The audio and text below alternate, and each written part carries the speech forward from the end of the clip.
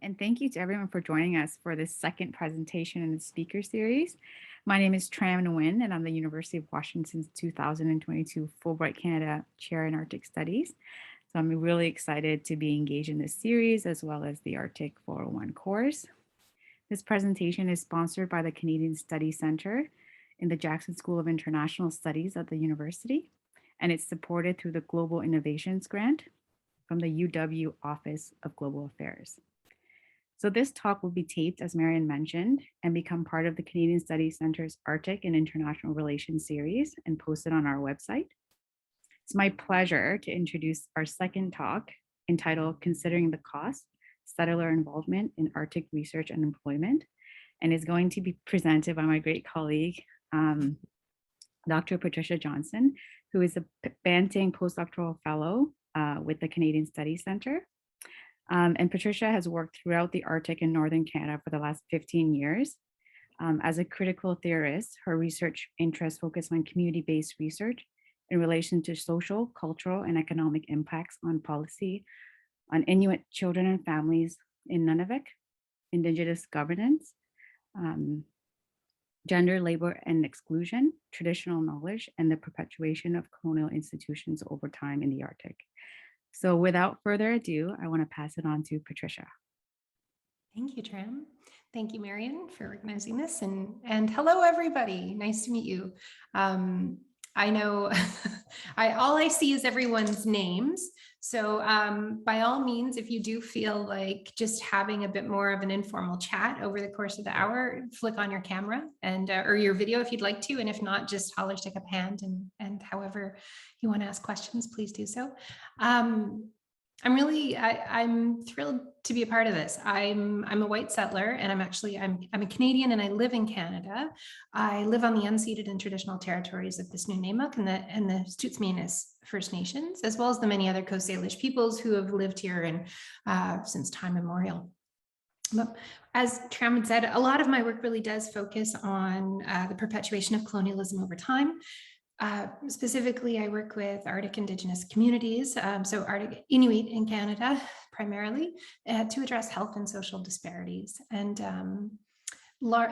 fundamentally, this is built in or based in community-based research, and it really with the central goal of building and strengthening Inuit designed and led approaches to what we kind of commonly refer to as health, but say but is really much more about kind of a larger wellness-based focus, I would say, which incorporates things like much more holistically, like child and family togetherness and those kind of things.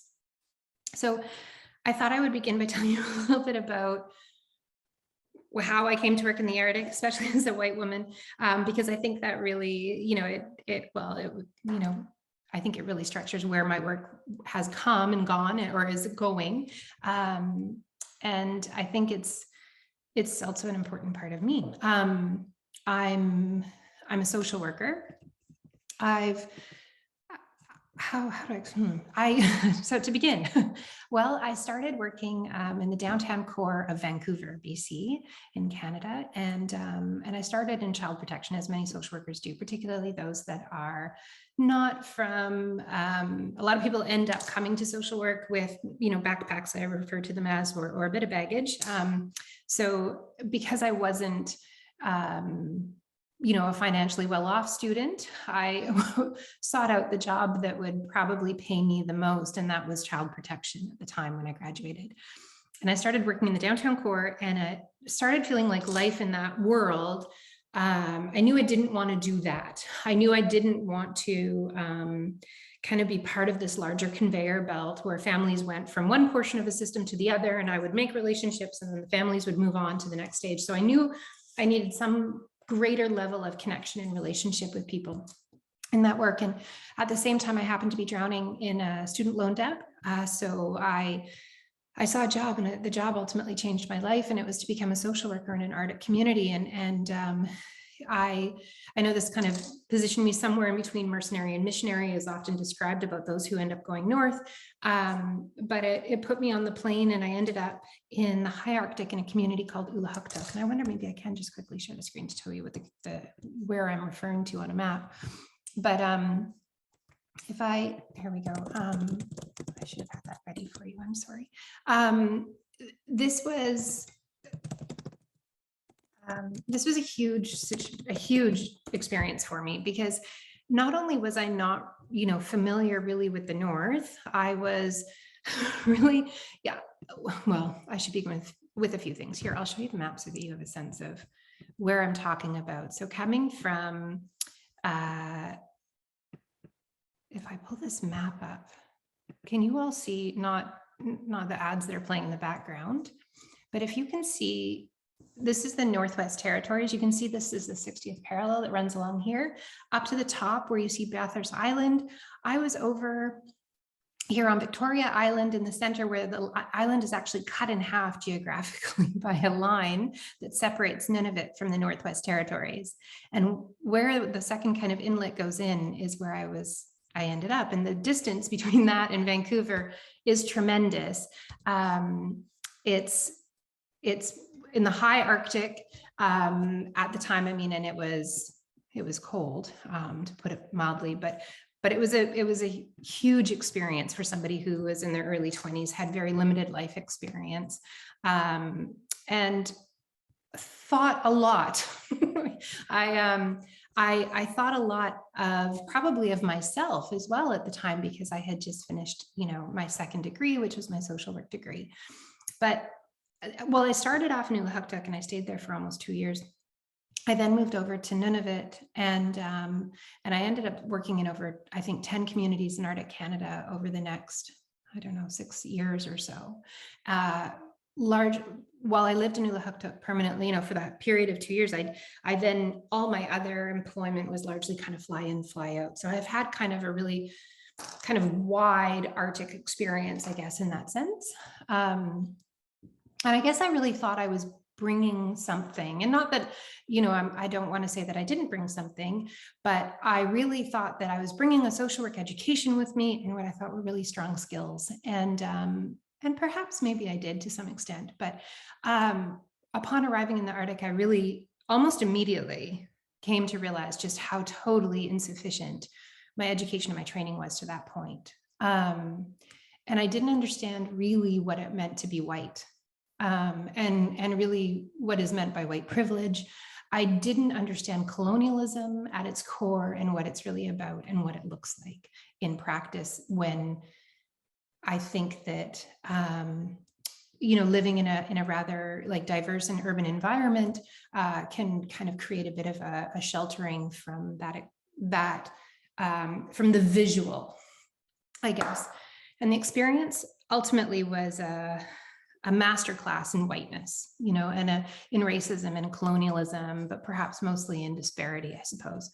And what I've obviously been reflecting on this through my whole life, and I will continue to reflect on it, and as my thinking constantly changed. But I did really, especially when you're plopped in a community and your job is kind of to help. I found that I had little to offer. I mean, I did have, I bring some skills, and I did have some things to offer, but really in exchange, and the reason I bring up I had little to offer is because I think when non-Indigenous people such as myself are often in the South, and they are thinking about considering anything from Northern employment to Northern research to Northern engagement, whether it be in practice, policy, management, in any kind of component, I think it's often couched in language around what is a benefit to the North and what is useful and, an opportunity. Say, we often hear the term and use the term kind of capacity building, as if it's something that is, really going to support and create real benefit for Northern communities. And that's not to say that doesn't happen and that that's not important, all those kind of things. But I guess today what I really want to talk about is that there's also a cost that's associated with that is much less discussed. And so where I came into this community, smarty pants social worker, immediately I became trained, right? And this was a long training. I'm not as quick, I suppose, as many, but so my training is still ongoing. But I was trained in each and every community I entered, and this training was largely by women. And when we talk about privilege, here, not only was I being trained, I was being paid a high salary during that entire experience as well. And I couldn't understand I didn't at that time understand that there was a cost, really, although, in the pit of my stomach, it wasn't feeling quite right. And I just, I saw it as I was quite young and I was giving up my freedom to be on call 24 hours a day and those kind of things. And I didn't really get what it meant for the communities that I was entering. And so I guess that's kind of why I immediately started when Tram was, talking about this. I thought, well, what do I have to offer here? And I thought I would highlight, some of the reflections that I've had just in my experience, both as, in service, both as a social worker, later as a supervisor, and then also in terms of my research. I want to kind of highlight, create a bit more complexity around what it means to be, engaged in, interested in, and wanting to support or participate in some way in Northernist activities or employment, et cetera. So I kind of want you to stop and imagine what it must have been like for, the secretary who first trained me at the health center, seeing me come through the doors. I didn't understand really even what it meant to, arrive in a community, let alone arrive as a white woman into a community, and just how exhausting that must have been for the community to have me arrive. And from the moment that I did so, and from the moment then when I left for the next one to arrive, who again would be in the same shoes as me, which always makes me think there's a quote where, white people were kind of often perceived as infants, and so that's how I kind of look at myself at that time. But really the thing that kind of stands out for me is, as my first experience anyway, particularly, was how that woman who trained me and the women who trained me going forward, typically were all expected to do that, without any additional pay, as if it was an expectation as part of their employment, which also involved a great deal of patience and kindness. But ultimately, was likely, perceived by them as a necessity because I was a risk. I was coming in, and as part of my role was to, as social worker, was to do a whole host of things, but it was also being provided with a great deal of authority to apprehend and remove children from families. So if I didn't understand what I was in, I presented an extreme risk to families, and to the community overall. But the other piece of it was, so not only was I paid more and provided more, such as like housing while I was in the North, I didn't know that I was just one more white woman on this, again, a different conveyor belt of Southern workers that came and benefited and left, only to continue to keep benefiting themselves and the South largely at a cost to the North. And it really led me to start thinking critically about the concept of helping in light of colonialism and the colonial relations that are in place within our communities, and what was I bringing with me, and how was I helping, and what did I have to offer. And in social work, we often use the question, we say like, well, who benefits, as a way to really challenge how relationships, both at micro, meso, and micro levels, and meso, macro levels, all unfold, and this question can really help us to start thinking about, well, to expand our critical thinking, but to start thinking about how helping is, well, you might perceive it that way. It's not always helping. And I think about how, there's quite a bit of a problem that I see within my own profession, is that we tend to kind of just become more and more insular. But I think it's probably common to more professions, especially as I do more interdisciplinary work and I learn about other kind of silos of knowledge.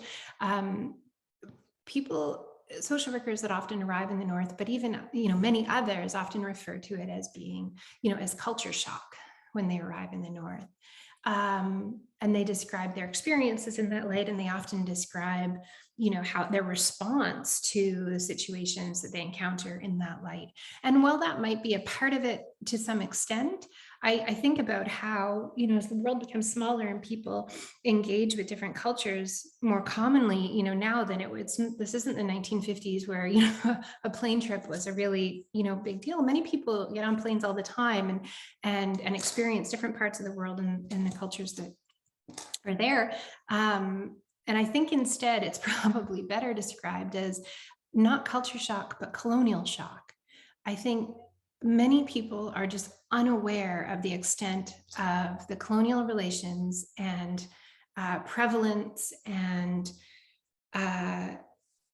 just at play in the Arctic. And when I talk about this, I think the only way I can kind of, and it's not always the case, obviously, and every community is very different. And so I want you to take, my broad comments a little bit with, with that understanding that, but after all the communities that I've worked in, and I see very little change over the years, it's a little bit more what you might associate with the 1950s, where, primarily, if you haven't spent much time in the North, and if there's people who are in the room today that are from the North, I'm sorry if this isn't that exciting or interesting.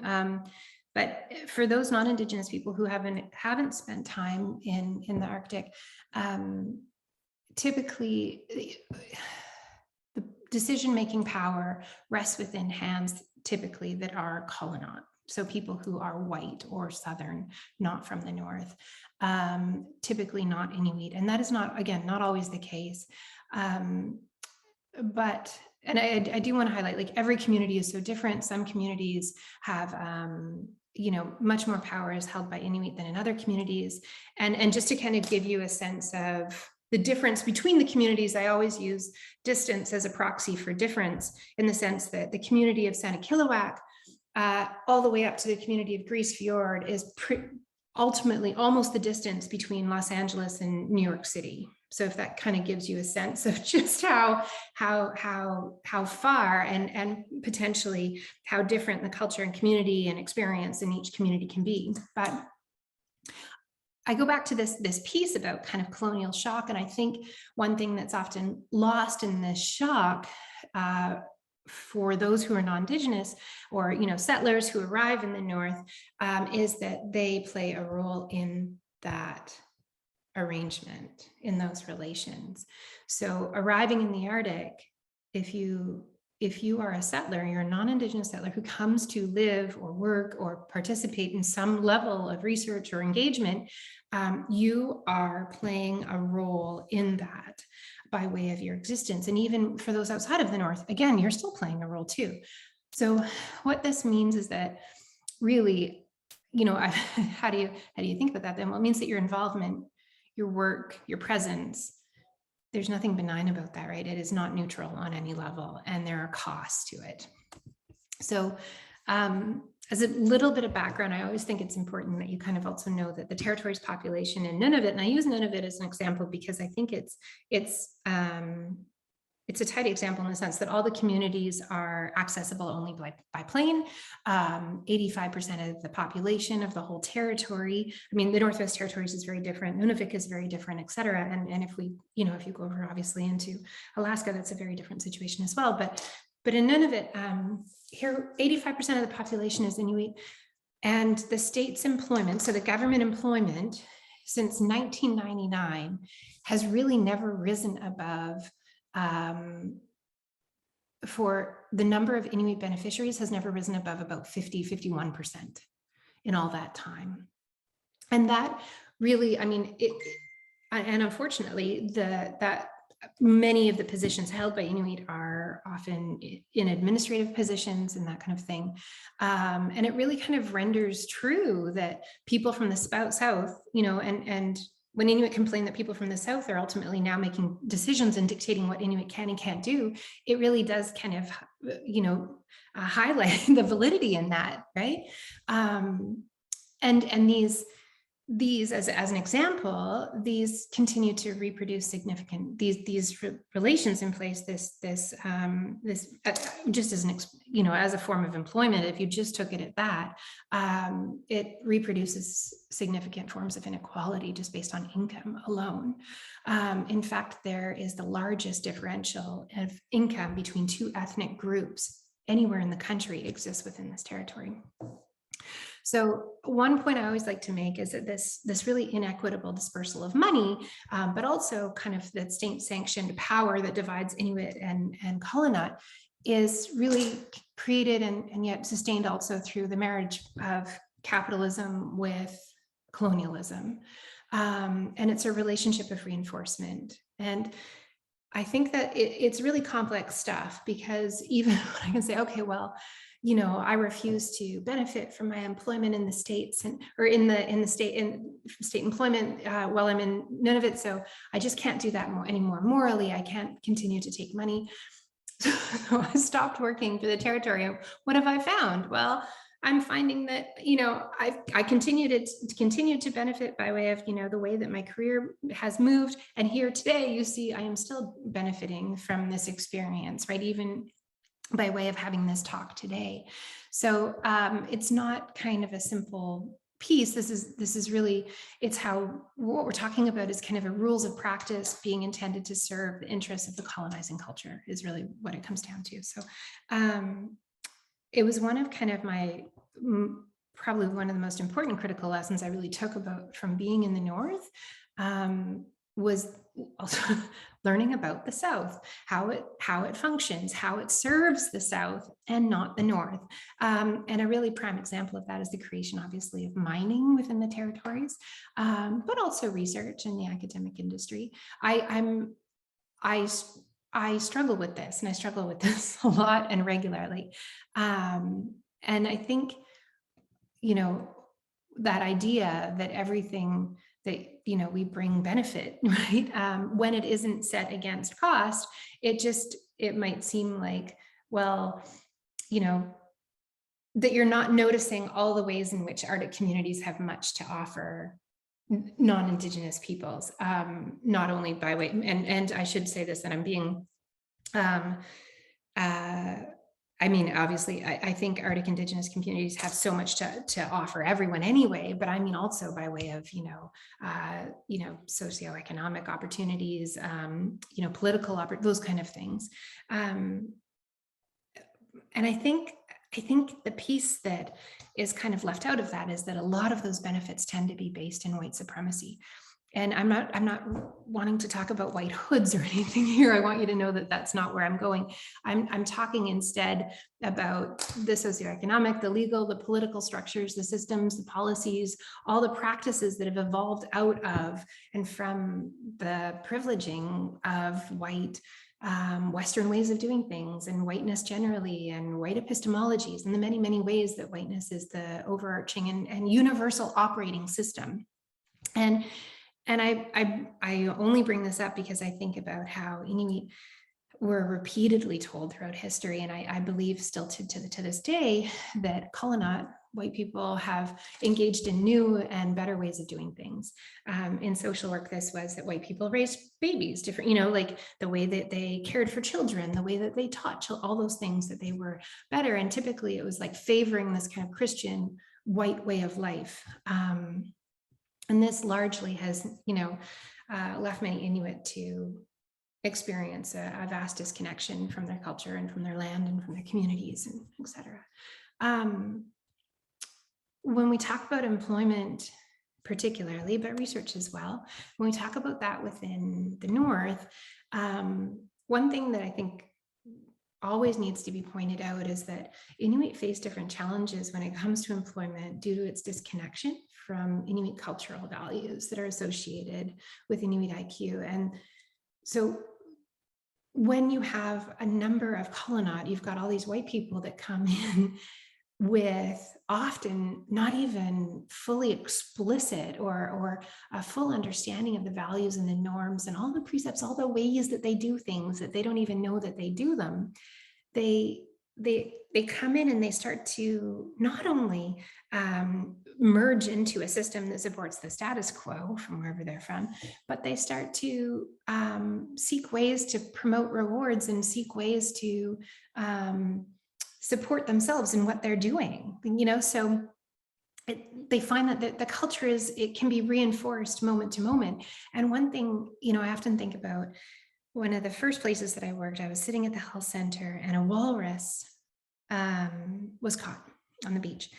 And everybody in the health center, we got the phone call, it came in, there was a walrus. It was, I don't know, maybe like Monday morning at, coffee break time, 10 o'clock or something. And Inuit in the room jumped up, oh yeah, and went to the walrus, down to the beach. And me being new was kind of, I wasn't really sure what was I allowed to do, what was the right rules of practice, what are you to do in this environment, in this situation when I don't know anything about culture. I don't know, now today I'd be like there immediately, right on the beach to celebrate in this event. But at the time, the nurse in charge, who's ultimately the boss of the health center, was kind of shocked and horrified, that people would leave work, right? It was so critical that they should stay and to put their culture, their family, their community first. But it wasn't seen like that. It was seen as like not having a professional attitude to employment. So really, these kind of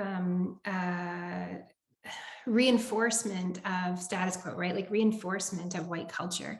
They unfold in these kind of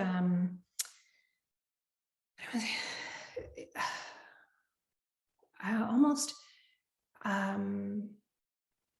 it's like the boring stuff, right? Like it's the lack of it's not the exciting moments, it's not the big details, it's in the little kind of simple things that occur, how whether or not somebody brings food and shares it with others, it's those kind of things. I think for the most part, those that tend to work in the Arctic and in positions of decision making, they often don't understand the relationship between capitalism and colonialism and how that kind of works together.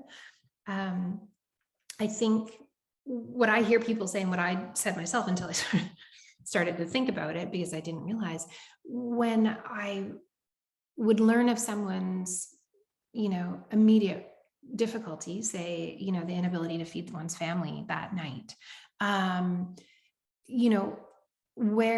how to handle that, how to kind of think about that, in fact was a way that we tended to, again, kind of reaffirm, for the most part, capitalist concepts and state accumulation. So it really ultimately, without realizing it, I was supporting individualist ideology when I would say, hey, I saw this job over here, you might want to apply for it, which really, that same ideology encourages people to blame themselves when they're poor, right? And that employment is your duty, that you need to do it. It also, on the flip side, helps people to label those who don't obtain employment, often through a whole host of stereotypes, and we all know about those. But the effect of that is that the state largely, and taxpayers and political elite, et cetera, are all absolved of their obligations and their moral requirements and what they should be doing to provide services and supports to those. It also, perhaps most notably, really doesn't recognize that they're holding the positions in the North that therefore are not available to Inuit. So white people, I found that Colonna are constantly unaware of encouraging all these same values in their interactions. Suggestions like, well, you should take this training program, or you should move to another community, there's lots of jobs there, or this employment would be really helpful to you down the road. All those kind of potential solutions to really desperate economic situations and conditions within communities. And I think that all really demonstrates that piece. very few Colonna are saying, hey, let's figure out how I can work my way out of this job so you can have it, right? Particularly when they're extremely high paying.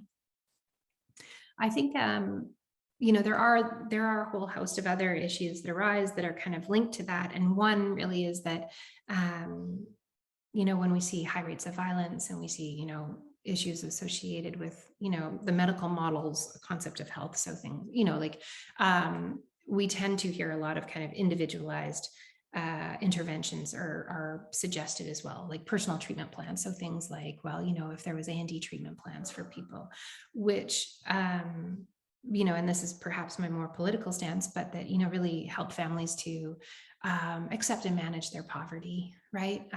As opposed to really dealing with social inequity, which is often the root of the things like violence and substance use and those kind of things. And I do find that those tend to, move us away from social justice, right? As opposed to helping, and supporting where possible, and helping us, again, that word, but perhaps more collective action or collective responses.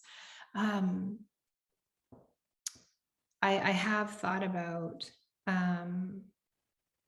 what it really means to, when I say the cost, I guess I want to highlight that, even just going to the north, even just, I know tourism is an interesting kind of challenging conversation, like topic that kind of starts to come together with this a bit.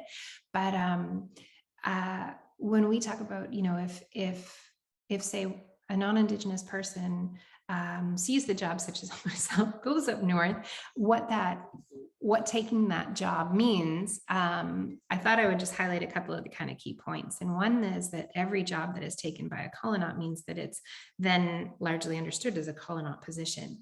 And by having that position, even if it's only for a short time, it means that income that was provided by the state to that position then typically almost always leaves the territory, because less colonna remain in the territory. There's a very huge number of colonna that come in, stay for a year, 2 years, maybe even 4 years, but tend to return to the south. And, and largely that's because the north isn't their home. And there are many colonna that stay as well, but for the most those that leave are tending to kind of, again, fit between the mercenary, whatever you want to call it, missionary role. And they tend to go up to save money so they can come down and build a home. But so this income leaving the community, not recirculating, means that it's also not being shared with, a huge number of family members. It's not, paying food for a large number of family members. And that's really important because particularly in Nunavut, but in many Arctic communities, there's a much higher dependency ratio. So that means that, every income where, in my family, I have a, partner and a child. In the north, often there might be like 4 children or 6 children and a partner and an auntie and a grandma and a grandpa that would all be, would benefit from that income. So it's quite a bit higher. And when I'm, so not only am I taking this money and I'm sending it out of the territory and it's not recirculating, every time I take, a non-Indigenous person takes that position, it also sends a message, and it sends those messages around, the reinforcing of white supremacy. So putting white people in decision-making power, for example, then when you see white people get off the plane, you assume that they're going into a decision-making powered position, those kind of things. And when you start thinking about how the policies all become enforced, if you arrive from the south and you don't like the way things are doing and in shock, or as opposed to learning about the community and how it works, but out of that, what you might term culture shock, start trying to make it the way that it was where you are from, then you're going to end up with a constant movement again towards the status quo. So that's how we end up with dominant cultural approaches and ways of doing things and being, that are consistent in the high Arctic with downtown Toronto. It also, things like these, it also means white people typically are making the rules and controlling the ownership associated with the tools and rules overall as well. So things like, in my field, there's a lot of concern for deprofessionalization, which means allowing people into positions, social work positions, who aren't social worker, who don't have a social work degree. But we're increasingly, I mean, we see this in nursing as well, and teaching, and all the different fields. But yes, there's some issues around, and then unfortunately, it often means that sometimes the most communities that kind of need the best services, yes, there can be issues where there's somebody who isn't adequately trained coming in. But the bigger piece is it also creates, an ownership of the tools or the knowledge or the skills and resources that are being maintained by those that are in the status quo in the group. So in social work in the Arctic, for example, tends to again run the same as it does in southern communities, and few people are allowed in. And this is where we start seeing how merit, your education and the employment, so you've got experience working, for 2 years, or like Patty Johnston did in downtown Vancouver for a while before you came up north. It shows that that's considered merit. That's considered that you have what it takes, versus, well, I've lived in the community for 25 years and I know this community so well, and I know where the challenges are, and I know how to support people, and I do it informally, and I do it constantly without any pay, and therefore I should have this position. I also speak the language. I also understand all the nuances. And anyway, so these things are starting to be weighed against each other. And so when you start also privileging, when white people are provided with these opportunities, it also suggests to other white people that maybe they should go and do the same thing. I can't tell you over my experience how many people, when I mention that I've worked in the North, or I work in the North, or I have worked in whatever it is, it comes up that they too, immediately it'd say, oh, well, that would be something that I would be interested in doing, or that's something that I would like to do. And that's not to say that it isn't important for non-Indigenous people to be working in the North. Trust me, that's another, these conversations are multi-layered and multifaceted, but one thing we want to avoid is kind of exoticist kind of understandings of the North, or that somebody sees that you've benefited and they want to benefit, so they want to get on board as well. So one thing, I think some might think that research is above all this, and I'm not sure that it is. I think that social aims and values that are associated with projects, unless they're really explicitly requested by communities and designed by those within the community, typically can often follow the same path. And really, I mean, it kind of comes down to, Tram, I'm a little bit worried about time here. But I guess what I want to get at is that I want you to think about, or if I have anything to offer, whether your interest in the North, kind of what it means, and how do you start to reconcile that in terms of, how you think about it, how what your fit is within Northern studies, within your interest, in a way that, you understand both the costs and the benefits, and where they both kind of merge, and what the complexities associated with that are. Oh, I've got a bit of time. Okay, great. I'd love to talk a little bit about this. I guess, where can I go now? I can tell you a few stories. One thing that I didn't know, I guess the big one is like, what is your contribution? What is your contribution to the North? I mentioned this off the top at the top of when I started. I thought I was bringing all these skills with me. And often in my field, and I don't know in your field or in other fields, if people feel that they've heard some of the same language, but we refer to things as, oh, do you have, culturally competent skill set that you can work across cultures? And I think, when I hear that, that's often saying, can you as a non-Indigenous person, I think it's speaking to non-Indigenous people often, because it's not often, I don't think it's often directed at Indigenous people to try to deal with white people. I think it's white people having to deal with, or no, white people being in a position where they're attempting to provide a skill set to say an Indigenous community, I guess, as opposed to I don't think Inuit they are constantly expected to deal with white people, as I was saying at the beginning. And so this culturally competent skill set that I thought I had, and when I said it was totally inefficient, I just maybe I should just highlight how totally inefficient it is and unacceptable it is.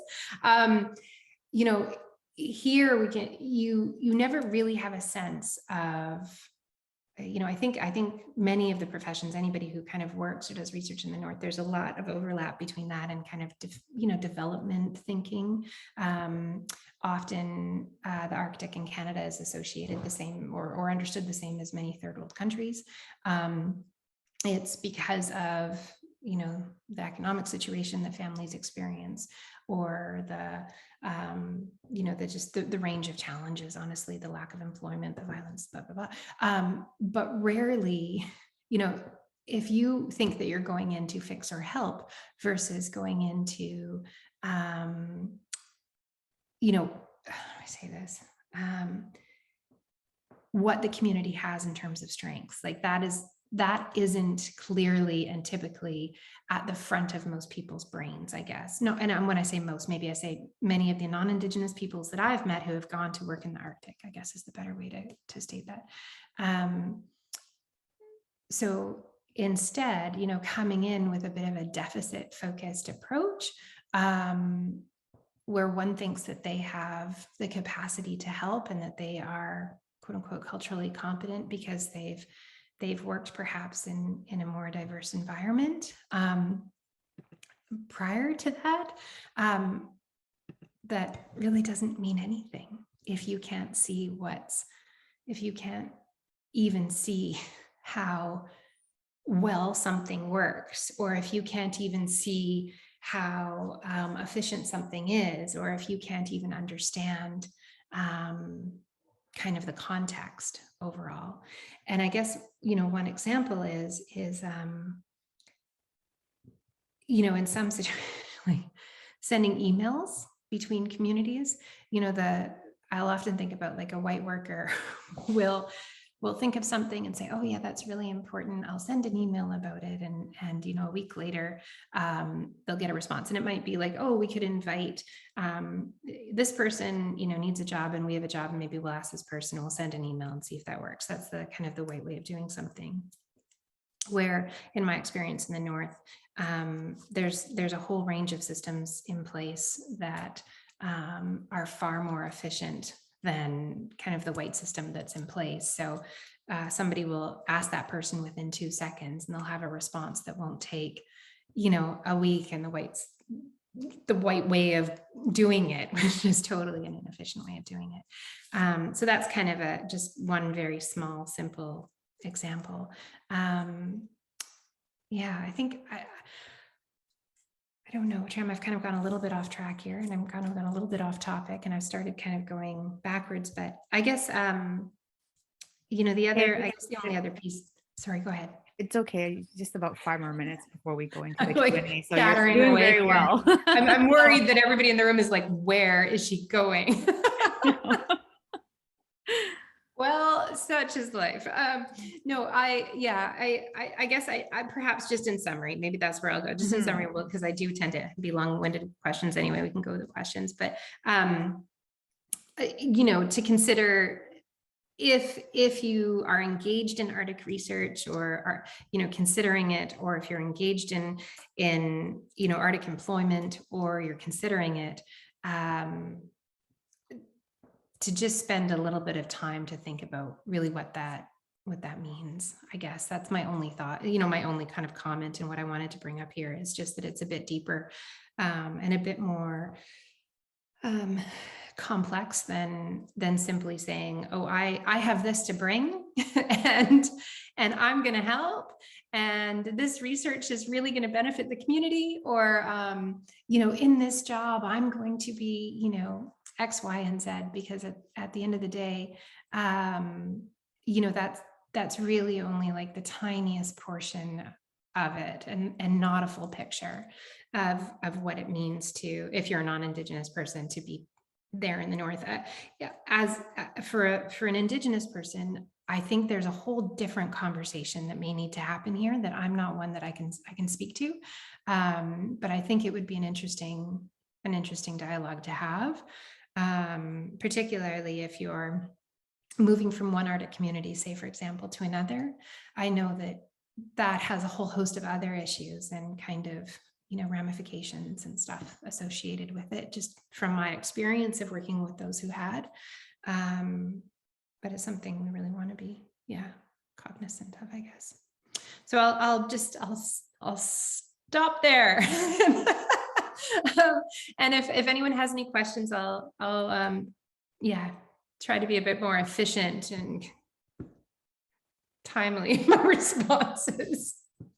I thought you did really great. And I agree. I think I want to echo Brian's comment that these are really thought-provoking and real issues that you're talking about that's often overlooked. I think it's always a great idea to reflect on the why and think about our own impacts as researchers coming in. And I think one of the key things is coming in with an openness for learning and not feel like we somehow have some expertise that we're going to impart because the community knows best what they need. And it's best to come in with an open mind and just to listen actively, because like yourself, I think when it comes from the community, it's much more powerful and much more relevant and much more sustainable. So I think this talk is quite important in terms of making us reflect as researchers and those that are interested in Northern research.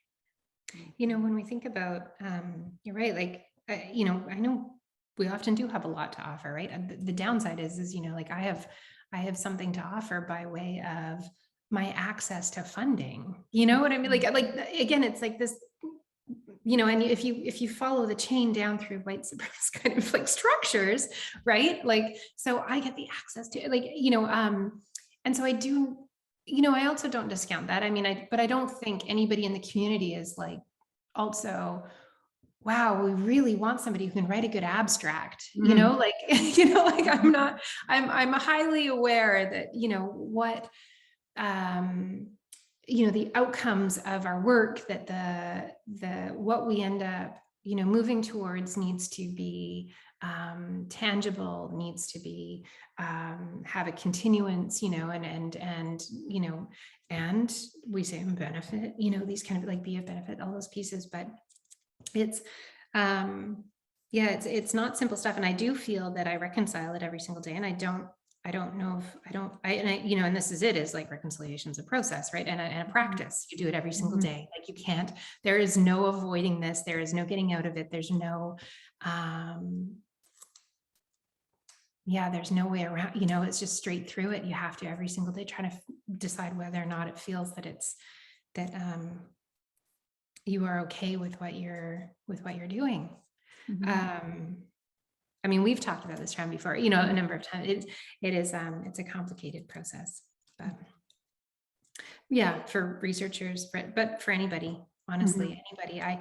I often struggle. I was having a conversation with a friend the other day, and we were talking about people going, working in the North, and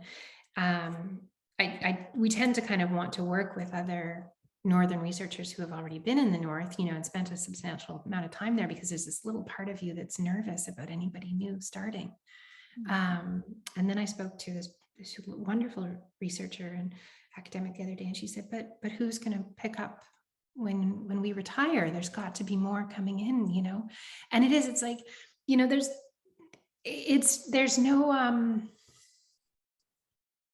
there's no simple way of really resolving this, right?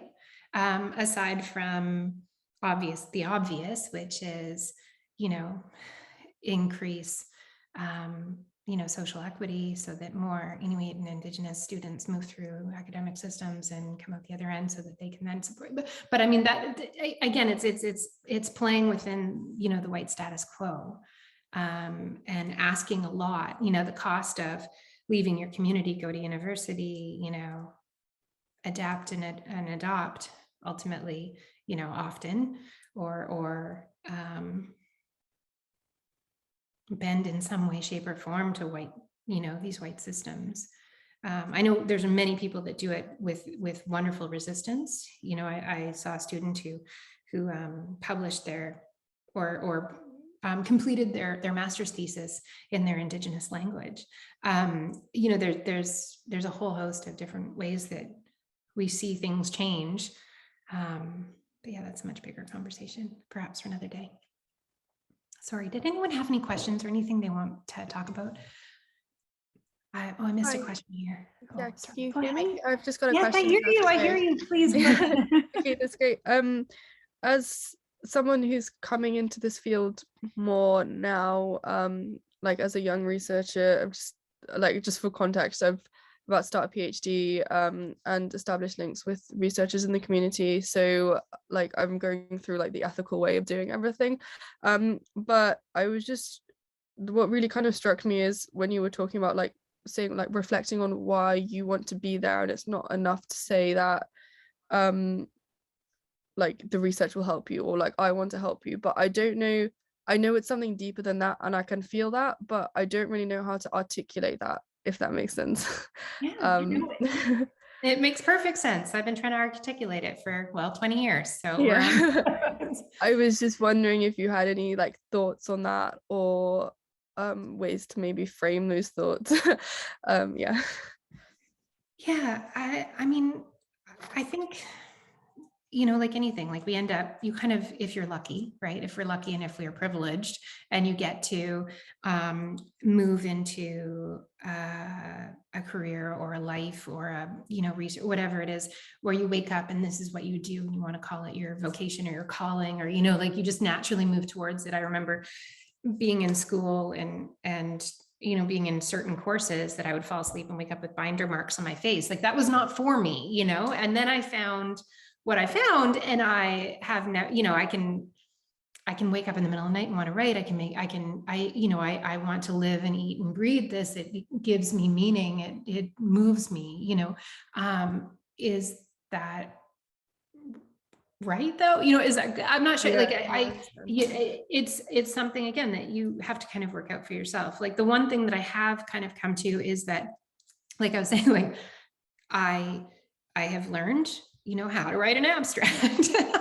I bring that, you know, and many of the communities that I do work with, when they are, you know, if you can find a way to, you know, the communities, you know, a community in itself is an interesting, but, you know, many of the individuals that I've worked with in the North are in need of X, whatever X is.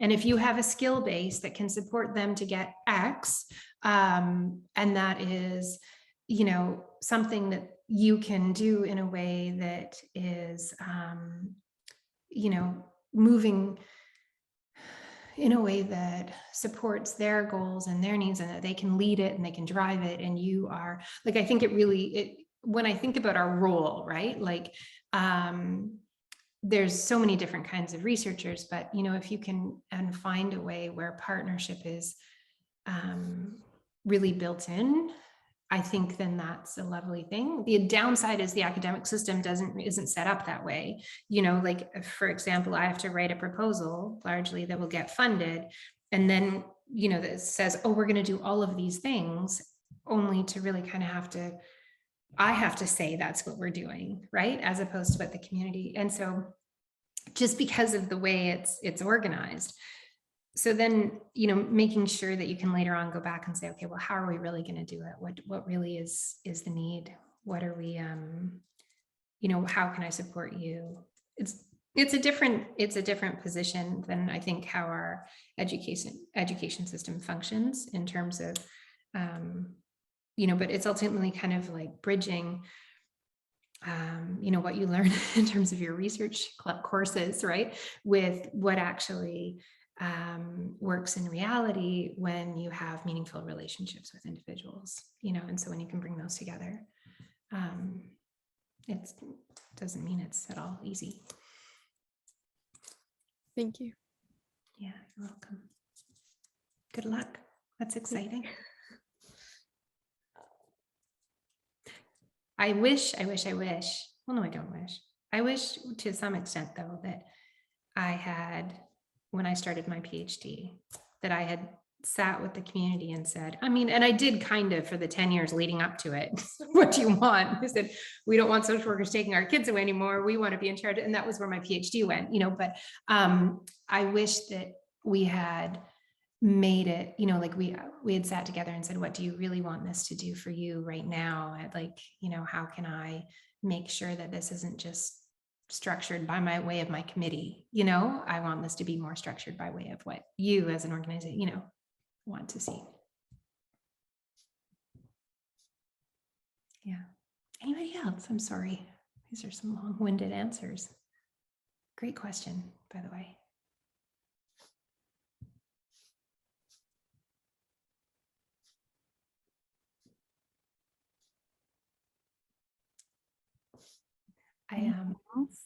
Yeah. I think the students in the class might I've talked everyone's ear off. Might be saving their questions for the Q&A. No, it's all good. Tram and I think, did Jessica go yesterday, on your last session, yes. right? Yeah. So first speaker. And Tram and I are so lucky to be able to be working with Jessica now and starting on a project in Alaska. Mm-hmm. But I mean, that signifies like just a kind of the prime example of where you want things to go as a community says, hey, we want to do something. You've got, Jessica's done this amazing amount of research that's beautiful and really kind of brings everything together. The community identified immediately that they want that research to benefit them.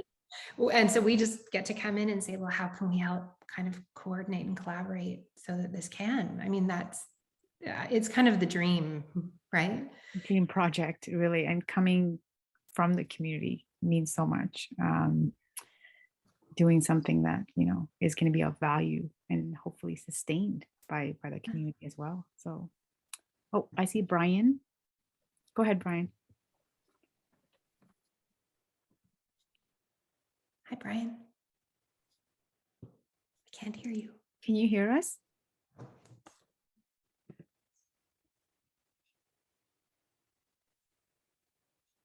Brian, feel free to type your question. Mm-hmm. It sounds like your mic isn't working.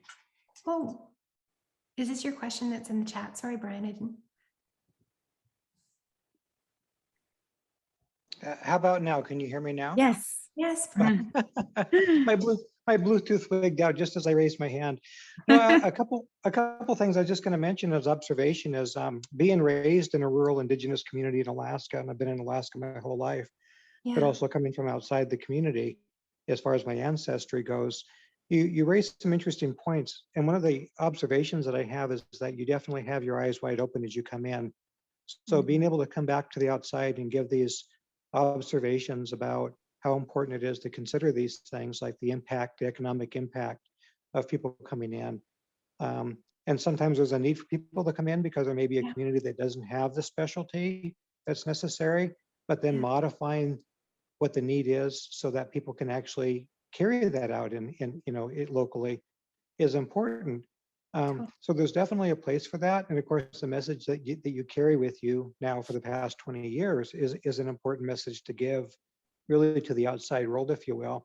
But I was also just going to mention that I loved how your thought process, you were thinking out loud as you gave the presentation, and sometimes you went down these tendrils and it looked like you were kind of running in different directions, but that's a really good way to do it because it means that you're not actually just giving a lecture, but you're having a conversation with us and you're sharing your candid feelings, which makes it very personal. And that means it becomes a very meaningful conversation and not just a lecture. So good job. Oh, thank you, Brian. I appreciate that because it's kind of tricky as you kind of, play out and think out some of these things. I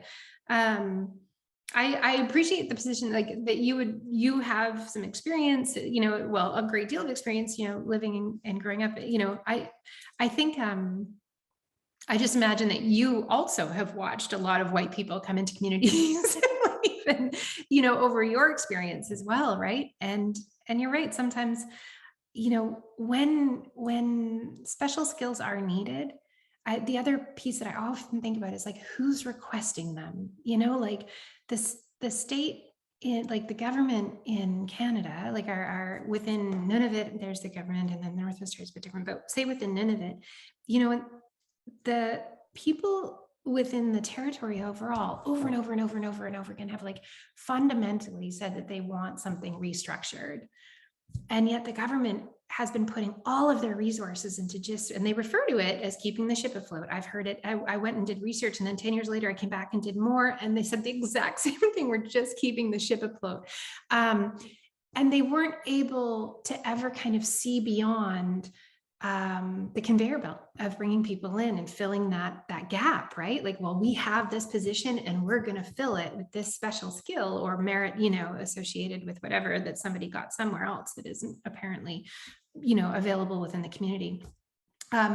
You know, and it strikes me, it's like, yeah, like, but the community is not always begging for it. Like when the community says, hey, we need the main freezer, they put on all these big these community freezers all over Nunavut that I believe were really successful when they were running, but they never trained anybody within the territory to fix the freezers when the freezer went, you know, so the community would need somebody to come in and fix the freezer. But why wouldn't you send somebody in who would train 5 people at the same time to fix that freezer so that there wouldn't need to be support, you know, coming back in to fix the freezer again? And if the community really needed that, then that's, you know, and they wanted that, and yet they couldn't find somebody, like the government wasn't moving fast enough to get somebody in. And so here's these community meat locker type freezers so that people could store their whatever they hunt on the, you know, store it in this community-based freezer, you know, wasn't working, you know, all summer long. And that's what they needed. And instead they're, anyway, it's just, it often kind of makes you feel like, you know, when the community really isn't in or doesn't have that power to make those decisions for themselves in terms of what their priorities are and where positions need to be filled, you know, it ends up, anyway, that's a little bit of a tangent there, Brian, as well. But yes, I totally agree with you. Long-winded. Yeah, well, with that, I just want to thank you, everyone, and a special thank you to Patricia again for joining us, and Marion for coordinating. What a wonderful session.